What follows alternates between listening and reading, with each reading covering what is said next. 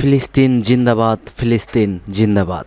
এই মুহূর্তে আমাদের হাতে এসে পৌঁছেছে কিছু অঘোষিত আন্তর্জাতিক সংবাদ। শুরুতে জানিয়ে দিচ্ছি ইসরায়েল ইরান ফিলিস্তিন যুদ্ধের সংবাদ শিরোনাম। ইয়েমেনে লক্ষ্য অর্জনে আমেরিকা ব্যর্থ হয়েছে বলে জানিয়েছে নিষিদ্ধ সংগঠন আল হুতি এর মহাপরিচালক বাখাতি।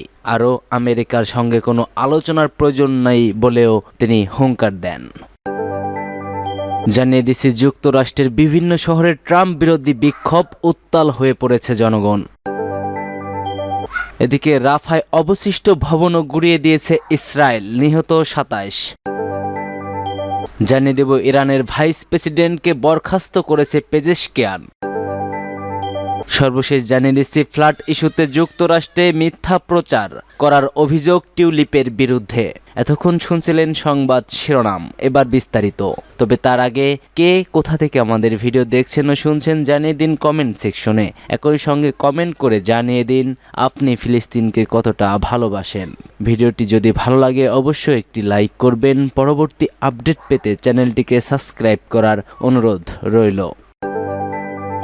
রাফায় অবশিষ্ট ভবনও গুঁড়িয়ে দিয়েছে ইসরায়েল, নিহত ২৭ জন। ফিলিস্তিনের মানুষগুলো যেন পাখির মতো উড়ছে আকাশে। নেটিজেনরা এখন উত্তাল হয়ে পড়েছে গাজা এবং ফিলিস্তিনিদের জন্য।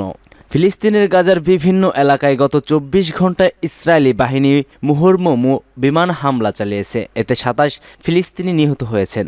একই সময় আহত হয়েছেন আরও অনেকে। তাদের অনেককে উদ্ধার করে হাসপাতালে ভর্তি করা সম্ভব হয়নি। সে সঙ্গে ইসরায়েলি সেনাবাহিনী পশ্চিম রাফায় আবাসিক ভবন গুঁড়িয়ে দিয়েছে। আনাদুলো এজেন্সির প্রতিবেদনে এ তথ্য জানা যায়। প্রতিবেদনে বলা হয়, গাজা উপত্যকায় একাধিক ইসরায়েলি হামলায় কমপক্ষে ২৭ জন ফিলিস্তিনি নিহত হয়েছেন।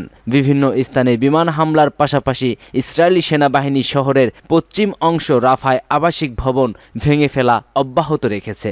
বিশেষ করে তেল আল সুলতান পাড়ায় সব নিঃশেষ করে ফেলেছে এই নেতানিয়াহুর বাহিনী। তারা গত ২৩শে মার্চ থেকে এলাকাটিতে ভয়াবহ সামরিক আক্রমণ চালিয়ে আসছে। সেনাবাহিনী তাদের নিয়ন্ত্রণ সম্প্রসারণ এবং বাফার নিরাপত্তা অঞ্চল প্রতিষ্ঠার ঘোষণা দিয়ে এলাকাটি অবরুদ্ধ করে এ ধ্বংসযজ্ঞ চালিয়েছে।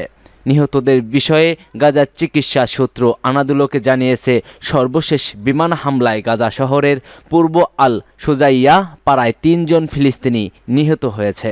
একই পাড়ায় আল সালাম মসজিদের কাছে একটি বাড়িঘর লক্ষ্য করে কামানের গোলাবর্ষণ আরও ১ জন ফিলিস্তিনি নিহত এবং আরও বেশ কয়েকজন আহত হয়েছে।